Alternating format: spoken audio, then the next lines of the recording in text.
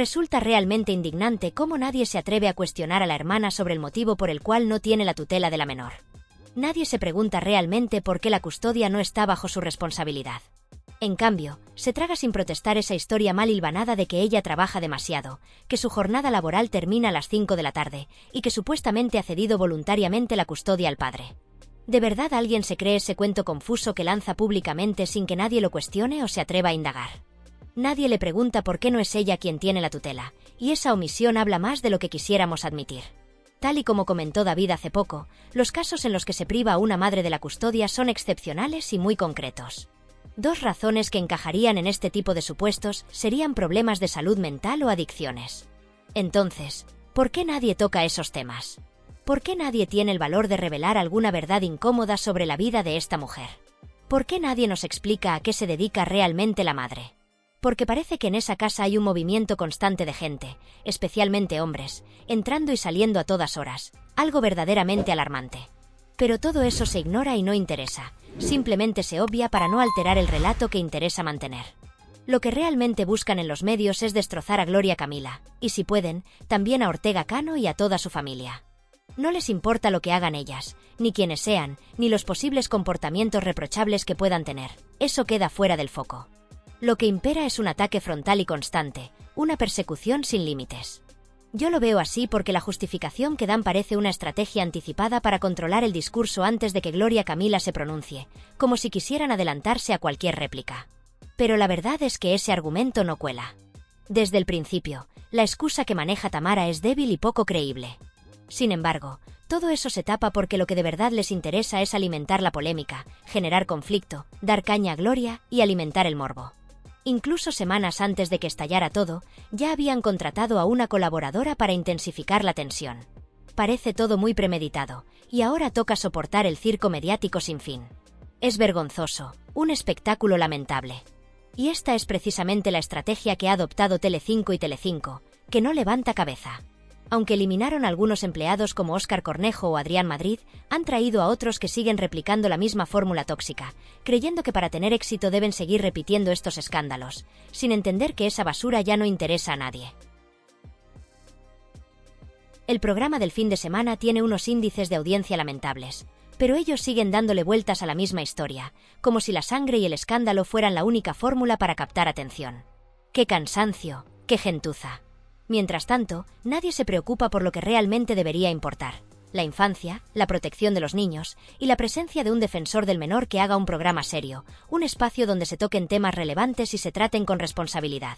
Si realmente quieren abordar el asunto de forma seria, por desgracia tras la muerte de esta joven, deberían invitar a expertos, a psicólogos, a trabajadores sociales, a la Fiscalía de Menores para que intervenga no para callar bocas en plató, sino para proteger a la menor que está siendo utilizada como un simple trending topic en los guiones televisivos, más como un objeto de audiencia que como una persona con derechos. Mientras algunos tratan de repartir responsabilidades por igual entre Gloria Camila y Tamara, lo que se está normalizando ante los ojos de todos es un espectáculo grotesco que utiliza el sufrimiento de una niña como combustible para los índices de audiencia. Ese es el verdadero titular y a partir de ahí hay que poner orden. Jesús Manuel Ruiz escribió un artículo que acierta en diagnosticar la vulneración del interés superior de la menor, pero se equivoca al poner a Gloria Camila y Tamara en el mismo nivel. Porque no es igual responder a un ataque que iniciarlo. No es comparable reaccionar a imágenes que te lanzan en la cara que salir de gira por televisión con calificativos que muchos han señalado como racistas. Por ejemplo, cuando se utilizó el término cucarachas para referirse a lo que supuestamente Gloria Camila traía a España, un comentario que cruza una línea muy peligrosa y que no se puede justificar con risas grabadas ni con el comodín del yo solo doy mi opinión.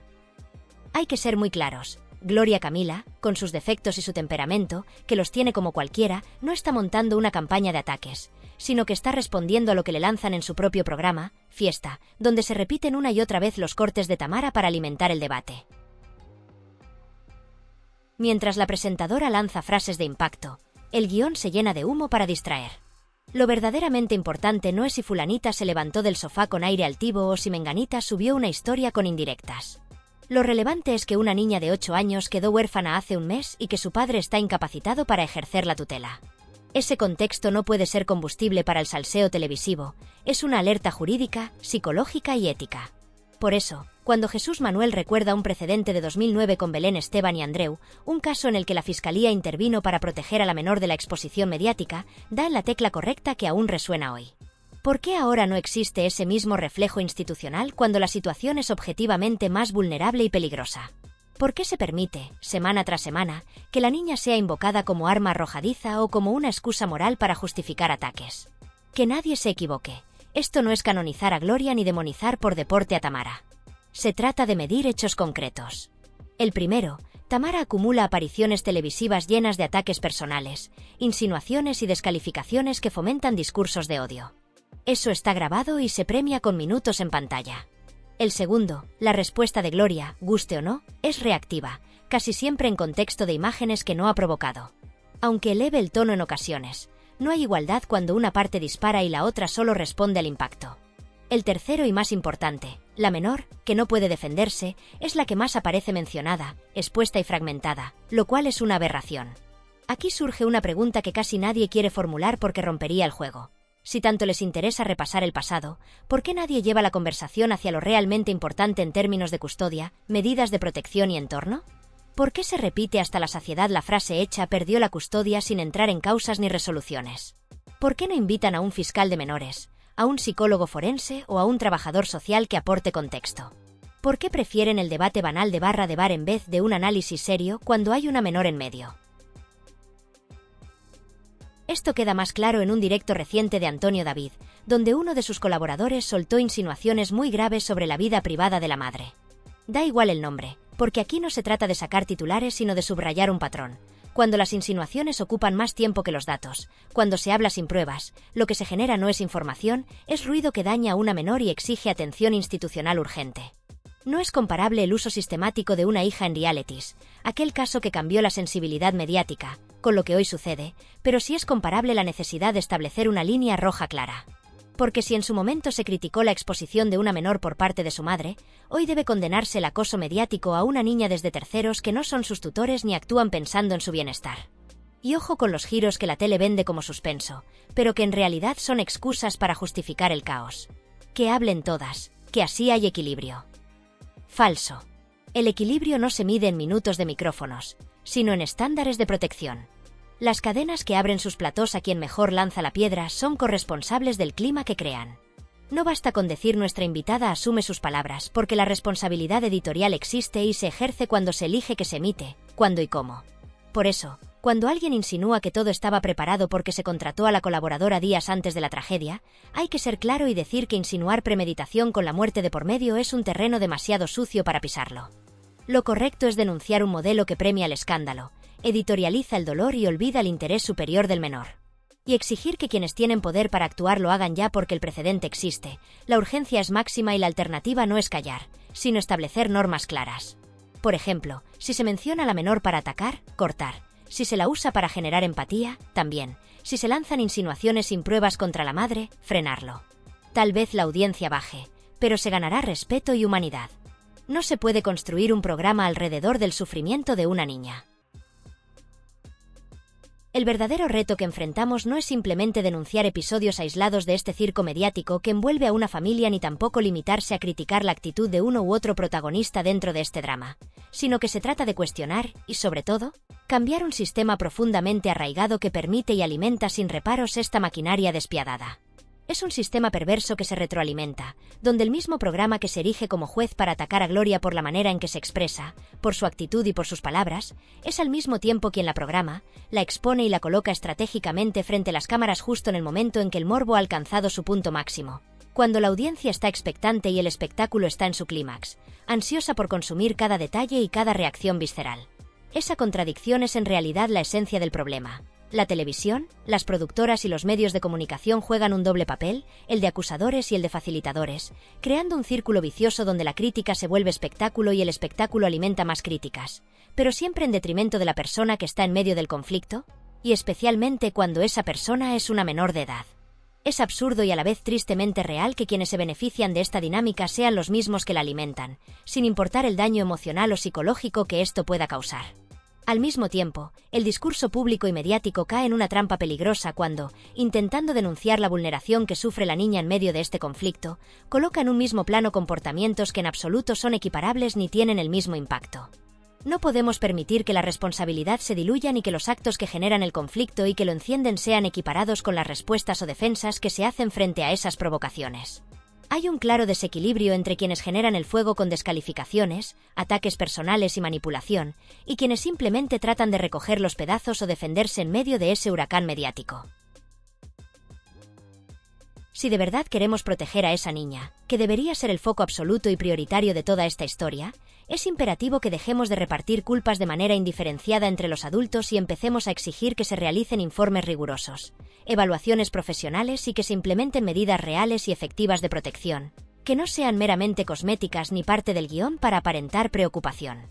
Esto implica que los organismos encargados de la protección de menores, los profesionales especializados y las autoridades competentes tengan un papel activo, independiente y firme, lejos de la presión mediática y de la vorágine sensacionalista.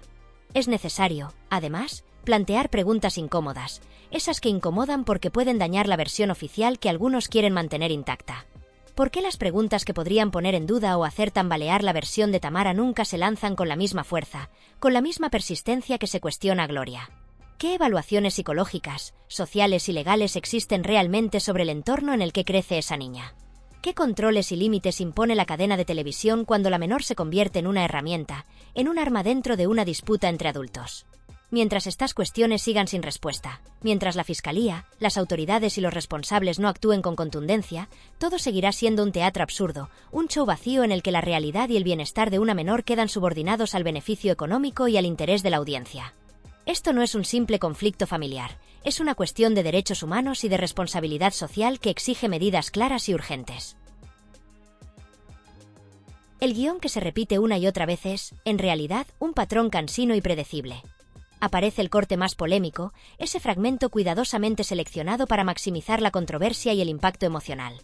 Se calienta el debate entre los participantes, las voces se alzan, los insultos y las acusaciones vuelan, y para rematar, se introduce la figura de la niña como un elemento que da una aparente autoridad moral a la discusión, como si su sola presencia justificara cualquier opinión o ataque.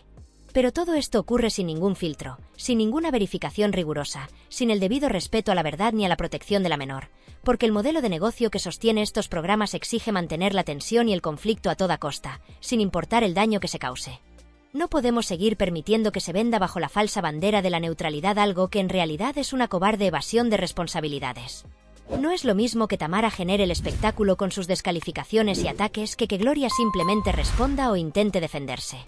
Pretender que ambas partes están en igualdad de condiciones es un engaño, un artificio para lavar las manos y evitar tomar partido, cuando lo que se necesita es un compromiso real con la verdad, con la ética y, sobre todo, con la protección de una menor que está en medio de este conflicto.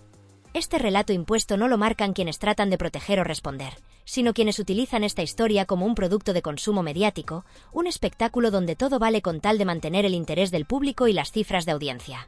Por eso, este espacio y cualquier medio responsable no deberían estar para aplaudir ni fomentar montajes que colocan a una niña como un peón en un juego de poder, sino para desmontarlos con hechos, con contexto, con rigor y con verdad, para poner de manifiesto la realidad que hay detrás del espectáculo y reclamar el respeto y la dignidad que merecen todos los involucrados, especialmente los más vulnerables. La Fiscalía y los organismos encargados de velar por la protección de menores deben actuar sin más dilaciones, sin mirar hacia otro lado, sin dejar que la apariencia y la narrativa construida a golpe de titulares tapen la realidad. Mientras la televisión y las productoras distraen a la audiencia con frases llamativas y escándalos prefabricados, la que realmente importa es esa niña que sufre la exposición mediática y la manipulación emocional, que ve cómo su privacidad es pisoteada y su bienestar ignorado por quienes deberían protegerla. El mapa de esta tragedia mediática es transparente y sencillo de delinear. Productoras que mercadean con el sensacionalismo, creando contenidos diseñados para generar conflicto y polémica a cualquier costo. Tertulianos y colaboradores que se valen de insultos, provocaciones y exageraciones para ganar minutos en pantalla y aumentar su fama efímera. Un ecosistema digital voraz que viraliza cualquier contenido conflictivo sin medir las consecuencias ni el impacto real. Y en medio de todo esto, una menor consumida y desgarrada por el ruido, ignorada y vulnerable, a merced de intereses comerciales y de adultos que deberían protegerla y no convertirla en un objeto de exhibición o una pieza de un puzzle donde el espectáculo siempre prima sobre la humanidad. Este sistema está profundamente enfermo y requiere una reforma integral y urgente. Porque mientras no se cambie, seguiremos siendo cómplices silenciosos de un abuso que daña no solo la reputación y la salud mental de los adultos involucrados, sino que sobre todo compromete el presente y el futuro de una niña que merece respeto, protección y un entorno seguro, lejos del circo mediático que ahora la consume y explota sin piedad. El verdadero reto que enfrentamos no es solo entender el daño que produce este modelo, sino actuar con decisión para desmontarlo y construir una realidad diferente, donde los derechos de los menores estén por encima de cualquier interés comercial, donde la ética y la responsabilidad sean los pilares de cualquier contenido que se difunda y donde la dignidad humana no se vea sacrificada en el altar del entretenimiento fácil y la audiencia a cualquier precio. Solo así podremos aspirar a que situaciones como esta dejen de repetirse y que las futuras generaciones crezcan en un entorno mediático justo, respetuoso y verdaderamente protector, alejadas de los intereses mezquinos y del circo grotesco que hoy vemos repetirse una y otra vez, sin que nadie parezca querer poner fin a este drama que debería importarnos a todos, pero sobre todo a quienes tienen la responsabilidad de velar por los más vulnerables. La responsabilidad recae sobre las marcas y patrocinadores, pues ninguna productora comprende tan bien como el área comercial que ciertos contenidos erosionan la reputación. Si realmente anhelamos un cambio en el modelo, visibilizar quién financia qué contenidos y de qué manera se convierte en un motor tan potente como cualquier intervención institucional. Precisamente, si hablamos de instituciones, no podemos olvidar aquel precedente emblemático de 2009, cuando la Fiscalía intervino en un caso mediático motivada por la presión de un defensor del menor que comprendió que lo que se ofrecía como entretenimiento ocasionaba un daño acumulativo real. Hoy, esa presión social está presente. Las redes sociales arden en críticas. Los comentarios claman por un alto y lo acumulativo resulta evidente después de semanas de exposición constante. Por eso, no es irracional exigir una acción coordinada, una fiscalía que establezca límites claros, un canal que corrija su línea editorial, un periodismo que afine su enfoque y tertulias que dejen de premiar desatinos disfrazados de análisis serio. Y a quienes temen que esto sea sinónimo de censura, tranquilos. Proteger a una menor no es censura, es un acto de civilización. Ahora bien, ¿dónde situamos ese famoso fragmento de Antón Flores que algunos utilizan para justificar a Tamara? Justo en el epicentro donde todos estos debates se juegan, el contexto. Porque ese corte, y te lo voy a desmenuzar, no es la absolución que venden, es la evidencia de que existe una forma particular de interpretar este caso que deja en entredicho el espectáculo televisivo del fin de semana. Si prestas atención, notarás que esa frase, aparentemente inocua, es en realidad el hilo conductor para desmontar toda una narrativa. Quédate porque a continuación vamos a analizar ese fragmento palabra por palabra, contrastándolo con todo lo ya emitido y revelando lo que nadie quiso decir en el plató. Porque cuando la televisión exige que lo cuentes todo, rara vez se refiere a la verdad, sino al personaje que más genera audiencia. Ese clip no exonera a nadie, desnuda la artimaña. Antón Flores no describe la realidad tal cual, sino que la ordena para encajar en un personaje televisivo, y si lo escuchas sin la parafernalia, queda claro. Empezamos por lo literal. Ese fragmento se presenta como un freno a la confrontación. Sugiere que Tamara habla desde el dolor, que su presencia en el plató está justificada por la necesidad de defender a su familia, y que si a veces roza el insulto, es porque la provocan. Ese encuadre compasivo es una coartada típica, porque desplaza la responsabilidad de lo que se dice y cómo se dice hacia un comodín emocional. El duelo es incuestionable, nadie lo pone en duda, pero tampoco puede servir para transformar a una menor en un blanco o arma. Y aquí la palabra clave es justificada. Ninguna justificación convierte en lícito aquello que vulnera mínimos estándares de protección. Luego está el contexto. Ese mismo fragmento circula justo cuando el relato de Tamara flaquea ante preguntas incómodas sobre custodia, límites y motivos. El mensaje de no la ataquemos, entendamos su dolor funciona como paraguas para sostener su permanencia sin abordar lo importante. No es casualidad que el guión lo utilice como punto de inflexión para reiniciar la conversación. Vamos a ser humanos, dicen, y de inmediato vuelven a poner en pantalla la frase más ofensiva de la semana. Y vuelta a empezar, porque la compasión en televisión, cuando no se traduce en modificar el tratamiento del caso, es mera estética, no ética. Finalmente, lo performativo, lo que realmente define el impacto del fragmento. ¿Qué logra en la práctica? Avalar con un barniz de sensatez el mismo mecanismo que premia la desmesura verbal, neutralizar la crítica apelando a un no todo vale que suena bien pero se queda vacío si al minuto siguiente se sigue exponiendo la menor, aunque sea indirectamente. Sobre todo, restablece una falsa igualdad. Todos fallan, todos hieren, todos deberían bajar el tono, lo que equivale a decir que nadie es responsable en particular, y si nadie es responsable, nadie corrige nada. Por eso, Este vídeo no busca desacreditar a un opinador, sino desenmascarar un mecanismo. Un mecanismo medible en 3 fases. Primero, el ruido que oculta los hechos. Segundo, la emoción que blanquea los ataques. Y tercero, el empate moral que paraliza el cambio. Si quieres pruebas de que funciona así, observa la coreografía. Cuando entra el fragmento, el programa se autoetiqueta como equilibrado. Se menciona a la niña para pedir respeto y se vuelve a reproducir el corte de Tamara que generó la controversia, porque hay que contextualizar, no reproducir. Insultos de fondo con música de acompañamiento, no es contexto, es preparar otra bala para el siguiente bloque. Avancemos y hablemos de cómo estos fragmentos moldean la recepción del público, porque no solo importa lo que se dice, sino cómo el espectador lo interpreta. El clip genera empatía hacia Tamara, duelo y desconfianza hacia quienes la cuestionan. Se presenta a esos críticos como acosadores, y en ese eje se posiciona Gloria como la otra, la agresora desde el sofá, como si responder fuese igual que iniciar, como si decir basta fuera igual a insultar. Ahí reside el problema, confundir reacción con agresión para vender una falsa neutralidad. Ahora, para que tengas una herramienta práctica, te propongo un filtro sencillo para evaluar futuros programas. El triángulo de veracidad, pertinencia y protección. Veracidad. ¿Hay documentos o solo opiniones? ¿Aporta claridad o solo ruido emocional? Pertinencia. ¿Es relevante o es un distracte? Protección. ¿Se evita usar a la menor como objeto dramático? Si 2 de 3 fallan, lo honesto es parar, no embellecer. Y para quienes dirán la audiencia manda, recordemos algo incómodo. La audiencia responde a incentivos. Cuando se ofreció buen periodismo en casos delicados, la gente lo vio y lo valoró. Lo que se deprime no es la audiencia, es la adrenalina barata, esa que confunden con interés.